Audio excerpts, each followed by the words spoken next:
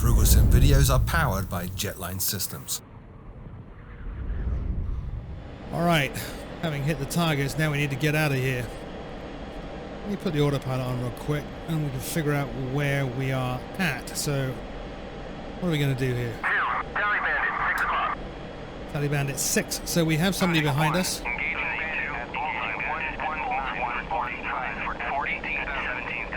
I'm going to pick the speed up.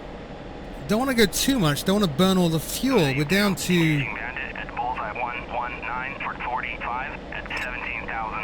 6,000 now. I want to be at 25,000, which I'm not currently, but I do have a bandit up ahead. Three bandits. At bullseye 119 for 45 at 17,000. And I do have a bunch of friends engaging him. Our plan right now is to sneak out of here. I mean, we are equipped to go air-to-air, but why would we want to? Whoa! Launching chaff.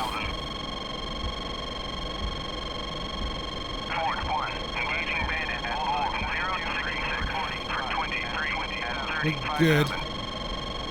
That's a lock, that's not a launch. Whoa, and again. Alright, autopilot's going off. We're climbing. A bit more power. We're going to take this up to about 26,000.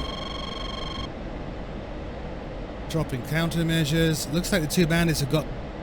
One of them's got hit. By climbing up to 26,000, I know I'm going to be pretty safe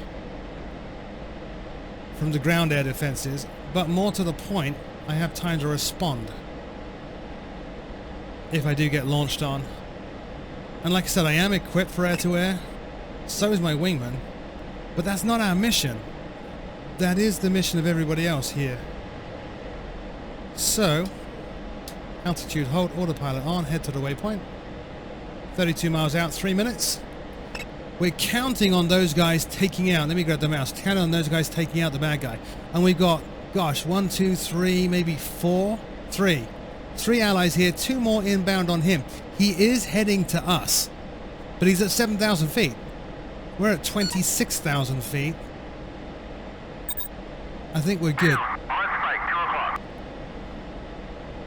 Now we get mud spikes at 2 o'clock, which are over there, obviously. You see them down there. And we have air defense targets up ahead. Down there. Those air defense targets are the circles that you're seeing here. These are the circles of engagement of the radars that are down here. And the reason I don't want to engage is I'm less than 6,000 pounds of fuel at this point. I could make it home, but not if I go afterburner and have to get in a fight.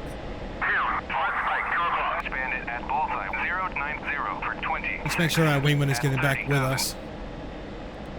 Wingman rejoin. Now that's the other issue as well. AI Wingmen do tend to burn more fuel than human pilots. So I think what we're going to do is we're going to try to sneak out. Yeah, that bandit's gone. Good. We're going to try to sneak out of here under the cover of all our friends, find a tanker, at the very least get him to refuel. I'm not sure I need to, as long as I stay smart, and then we can head home. See, I don't think that's a missile up there. That's an extremely high up aircraft. One of those two down there. Yeah, we've got somebody at 30,000 feet. That would be him.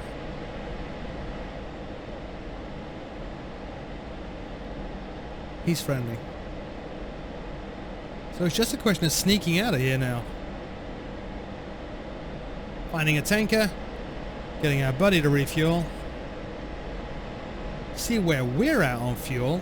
If I need to refuel, I can certainly try. I'm not overly confident. I know that the tankers in this mission are flying a racetrack.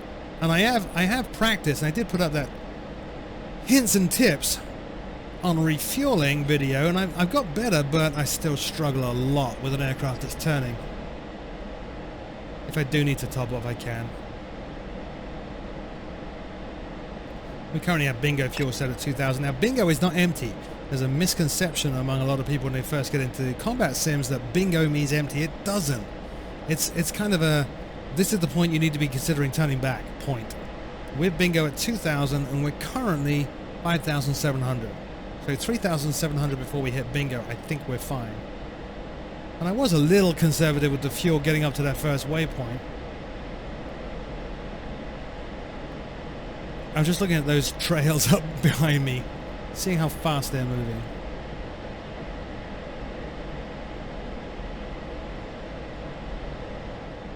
Just keeping my head on a swivel for threats. Now we are 5 miles away from the next waypoint, so I'll cycle the next waypoint, let the autopilot turn us.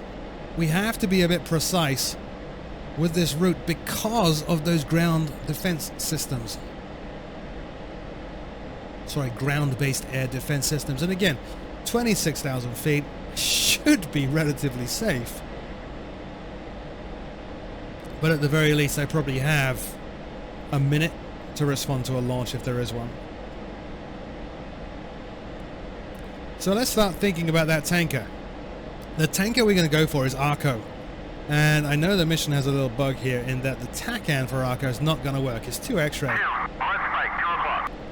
If I put in TACAN 2 X-ray, it's not going to pick up. I don't know why. So what I'm going to do is I'm going to use the air-to-air systems and try to find him and lock him with the air-to-air radar, with the FCR. So we'll push this up to... we can't... Oh, I see why. Let's come out of air-to-ground. There we go. We're in air-to-ground. We don't want that. We want air-to-air. So if I push this up, that is probably our tanker up there, 80 miles out. It's a single aircraft at 25,000 feet, right next to a waypoint. That's our tanker. That's Arco. Yeah, that's him. So what I'm going to try to do is drag up to him, stew up to him, and designate the target. He's probably too far to designate, and he is. I can't designate. Let's change this to track roll scan. See if I can get him that way.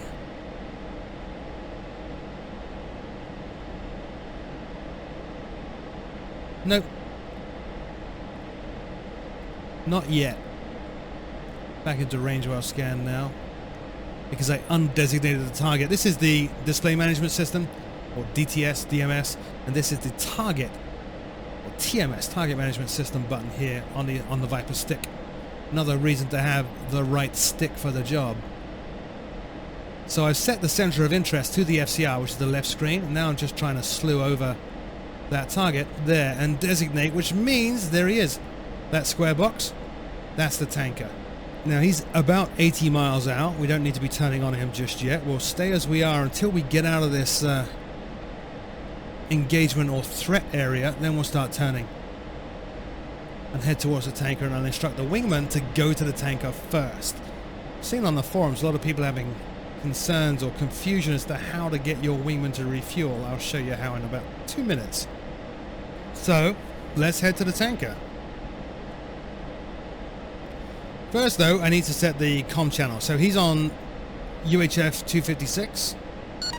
So comm 1, 2, 5, 6. Enter. We'll tell our wingman at this point, go to the tanker. So that's wingman 2. And you'd simply tell him, go to tanker. Get the tanker. Which he's copied. We'll come out of autopilot now. We'll head to the tanker as well. There's our wingman. See that black dot right there? And he's heading straight for the tanker there. We'll let him tank and rejoin. We'll sit on the tanker's right wing. In case we do need to refuel, the #1 key to success. Doesn't mean you're going to be successful, but this is a key to it. It's formation flying. So what I'm going to try to do is get in position with the tanker and form up on his right wing and just sit there. Alright, damage report. DPM 1, no damage to DPM, okay. Alright, we got one of them.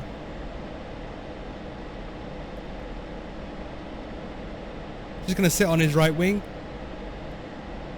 And what I'm aiming to do there is find the... I call it the normal position on the throttle. There is a position on the throttle which will match speed with the tanker. Alright, and so I'm going to be trying to find that. That's why I'm going to be setting in formation with him. And then what I can do is just nudge the throttle up and back to normal, or down and back to normal, to adjust and very, very gently increase or decrease my speed. That's going to be very key in terms of hooking up with the tanker. I'm also working on my trim here as well before we get in position. Now he's currently running at 270, I think. We'll contact him and find out. So we're going to contact Tanker, Arco, Lieutenant. Arco 1-1, Colt 1-1, request rejoin. And he'll tell us. 1-1, Arco 1-1, proceed to pre-contact at 26,000 at There we go. 270. 26,000 at 270 knots. So we're just going to get in position. I'm not going to join up on him. I'm going to let my wingman do it. He's going to need the fuel a lot more than I am. We'll start slowing down now as we come up on the tanker. There he is.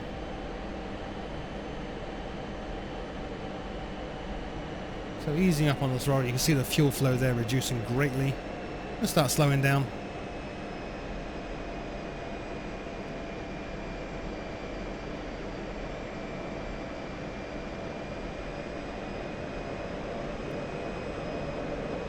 That's 280. We're coming down on speed now. 250, we're slow. We'll start speeding up, catch him up. And there's our wingman. Boom, straight past him. He'll turn back like I just did. Well, as always, we'll recenter track IR. Does tend to drift. And we're very slow, so speeding up. For some reason my joystick is very, very sluggish now. I don't know why. I'm not running autopilot, am I? Nope. And with all that done, we'll get ourselves safe to refuel. Which means laser off, master arm off, open the refueling door, and we're good. Oh, we might as well turn emissions off as well. Down and down. There we go. And we'll just get in position. And like I said, fly formation for a bit. Trying not to look at the scenery or the artificial horizon. He's straightening out. Now would be the perfect time for me to refuel. I need to get out of being behind my wingman because he's going to drop back as soon as he's done. This is great. This is going well. A little bit of trim there. Just one click down. There we are, nice and gentle. We'll slide to the right a bit. A little bit of throttle above normal, just to pick up some speed. And I think I will. I'm going to try to refuel. Just take on 1,000, maybe 2,000 pounds. That's all I need, just to get home. He's off. All right, so we'll contact the tanker now. Tanker, Arco. Arco 1-1, Colt 1-1, request rejoin. Colt 1-1, Arco 1-1, proceed to pre-contact at 26,000 at 270. All right, so number 2 is going to get back in formation. Gives us a minute to try to get some fuel. We're at 4,002. If I can push it up to about 6,000, I'll be happy. Not going to go all the way for full tank. I'm just not that good, to be honest. So we want to get in pre-contact positions. Just sliding up, blipping my throttle forwards, and then bringing it back to what I've identified as normal. You can see we're slowly gaining on the tanker.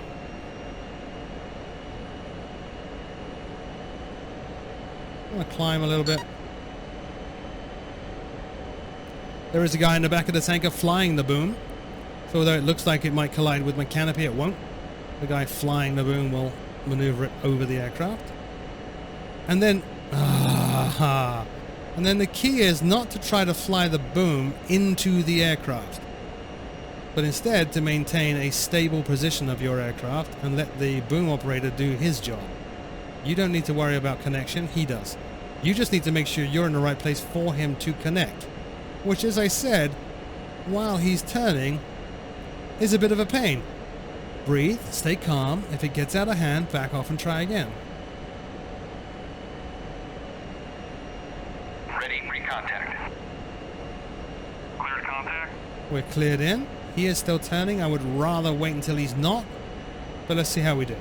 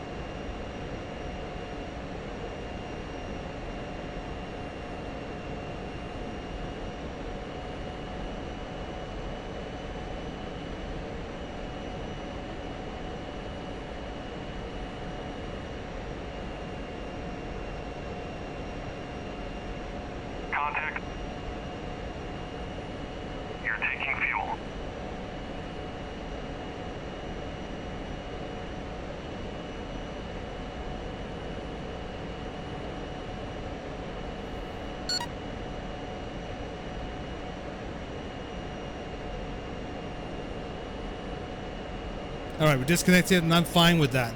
We're at nearly 6,500, so I'm just going to drop down. Bring out the tanker, abort the refuel. Abort rejoin. We're good. I think we have more than enough now. That was a pretty successful operation. I'm quite happy with that. So, gosh.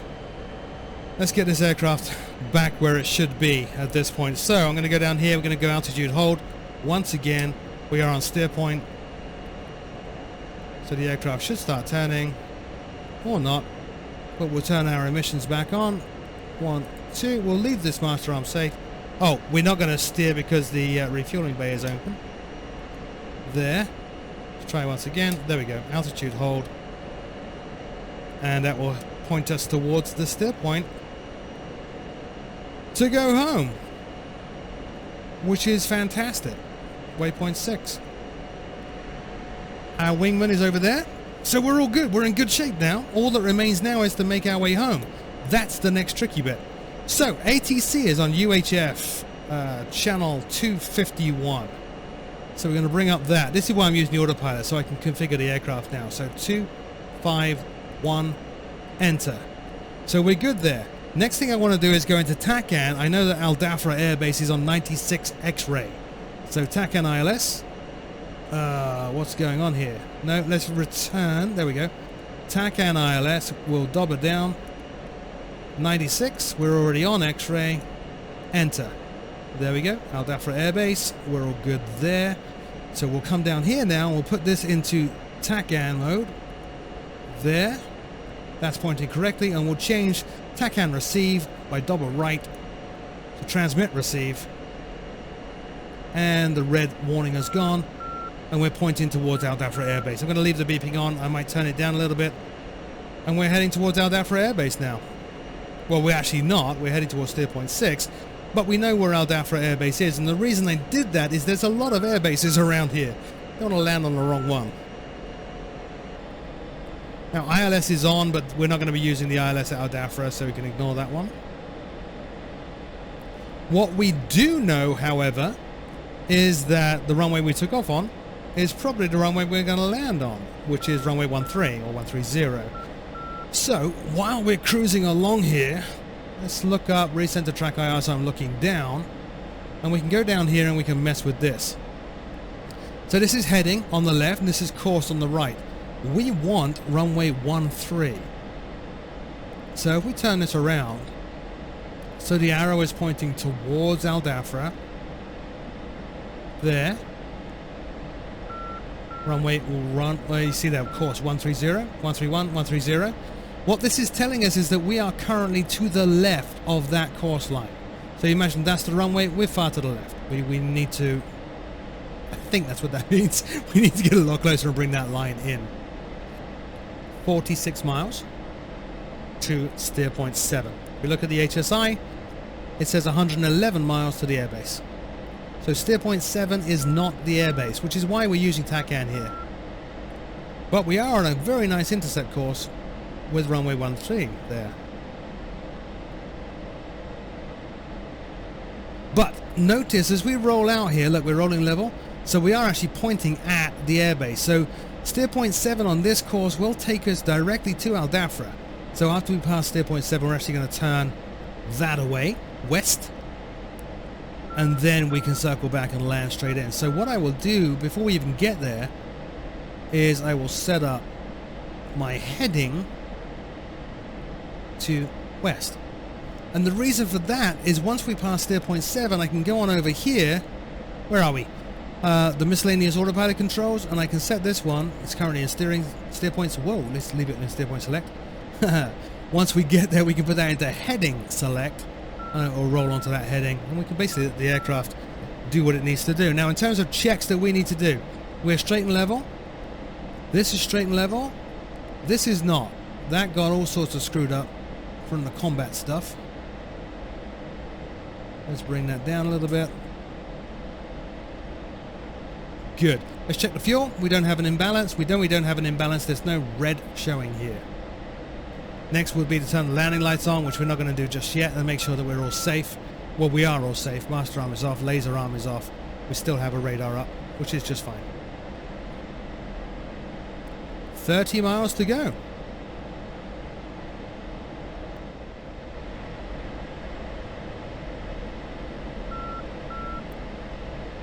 Now, while we're flying, let's talk about this a second. A lot of people actually discount DCS. I know a lot of you GA pilots and commercial airliner pilots, of which I'm one, enjoy those sims, the non-combat sims, and discount DCS because it's not what you're used to.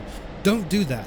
This is an incredible simulation platform, and with aircraft like the F-16, the F-18 that I'm doing a series on next, the Harrier, probably one of my all-time favorites, it has so much depth. Every bit as much depth as learning how to fly, say, a 777 or a 737 or an Airbus. And it's incredibly satisfying learning how to do all these things. This mission, recording this mission, has taken me literally weeks to master, not even master, but understand at least everything that's going on with the aircraft and get everything right enough to film it. There's a huge amount of challenge here. DCS is free. You're just paying for the study aircraft, but you do get a couple included out of the box. But the study aircraft like the F-16, the 18, the Harrier, the A-10 in particular, they'll cost you a bit of money, between $40 and $60 usually. Well worth it. You're going to get hundreds and hundreds of hours out of these aircraft, just the same as you would if you dedicate yourself to study something like a PMDG 777. Also though, very, very important to get great controls. I'm so happy to be using this Thrustmaster stick, the Viper stick. It fits the aircraft. This is the Viper. Every button here works exactly as it should in the real aircraft, which means I'm not trying to map what I'm reading in the manual about DMS or DTS or, you know, TMS and DMS and all those buttons. Not trying to map what I'm reading to the controls that I have. If I were using, say, SciTech or something like that, the controls I have match exactly what they should be in the aircraft for real. Therefore, makes studying and learning the aircraft a little bit easier. You can see why we use the TACAN here to make sure we have the right airport. There's one there. There's another couple coming up, actually. It's very easy to get confused and land at completely the wrong place here.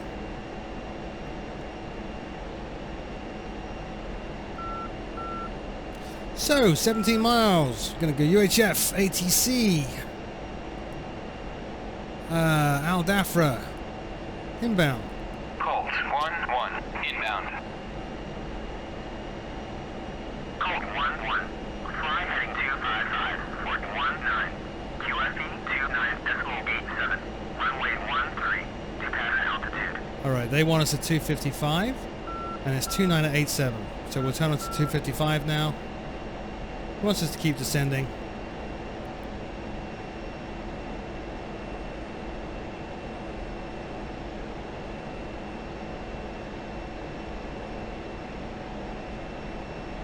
Look down here at the HSI, cool. There. Like I said, he wants us on 2987. We'll adjust this here. 2988 and 87. We'll tell our wingman now. Go do what he needs to do. Which is go to Hung. 2, RTB. 2, Roger. 2, RTB. Colt 1-1, cleared for visual, contact tower.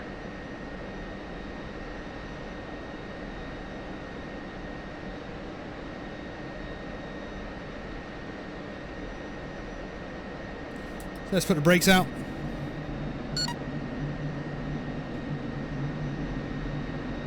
We will request landing. Colt 1-1, request landing.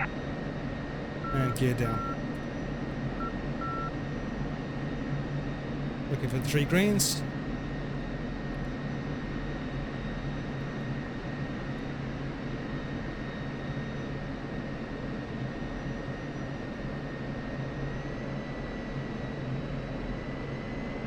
Altitude. Altitude. Got my 3 greens up. Now we just got to get our right on-speed angle of attack and the right runway.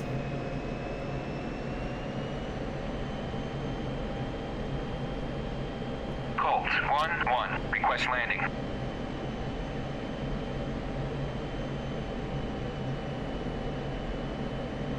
Okay, not entirely sure why I'm not getting permission. You can see the line has already crossed on the HSI. Not on ILS, but it'll work.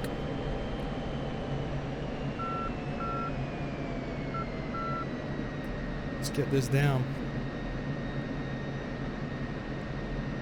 Still a little bit high, so it's going to take a little longer than it normally would to get on speed.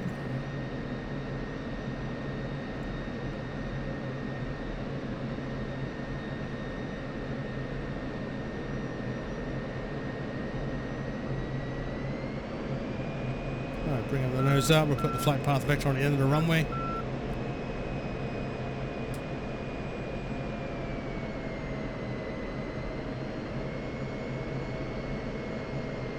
Still high. Let's drop down a bit more. Back on the gas there. There's our on speed. But our rate of descent is way too high currently.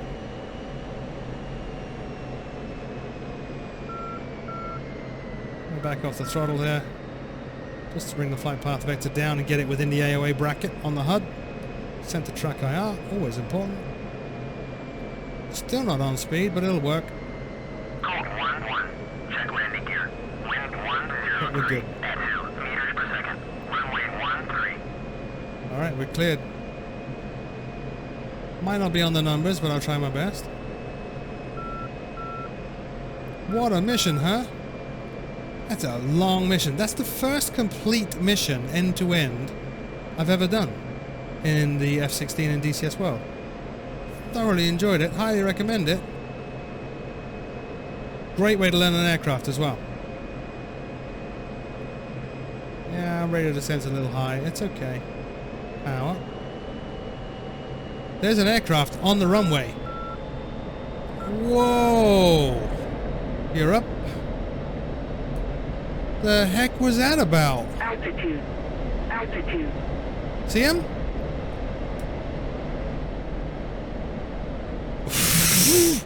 Let's try that again. Code 1-1. Go around. Runway occupied. No crap. Alright, we'll try that again. That was terrifying. Okay, gear down. Again. Speed brake out.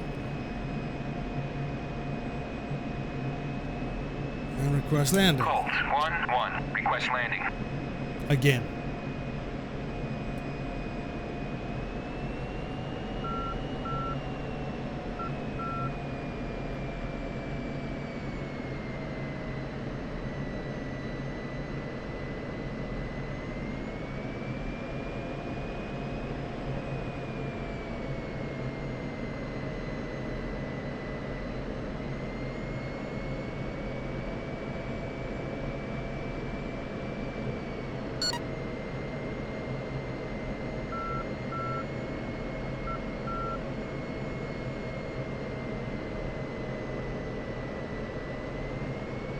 Right, we're on speed.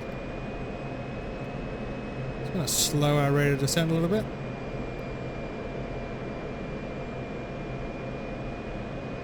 We don't have permission to land, which is awkward. Colt 1-1. Request landing. Colt 1-1. Clear to land. Runway 13. Alright. Wind 103. At 2 meters per second. Clear to land.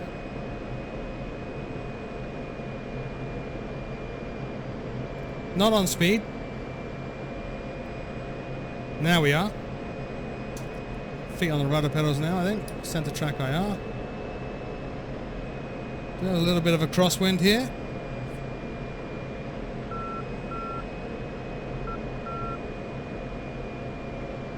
Fingertip control, just like when you're refueling.